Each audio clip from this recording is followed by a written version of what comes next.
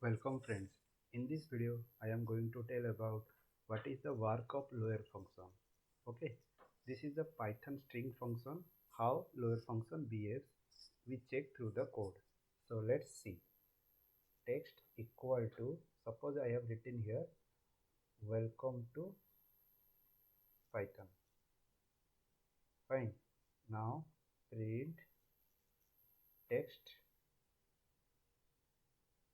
dot lower. Okay, it converted to the that text to the entire lower, all the characters which are present inside this text, the characters are converted to the lowercase. So let's see here, welcome to Python is entirely in lower. So I have take another example, text equal to welcome, everything will be the capital. Okay, everything here capital. Now I am convert that text to lower. See how it works.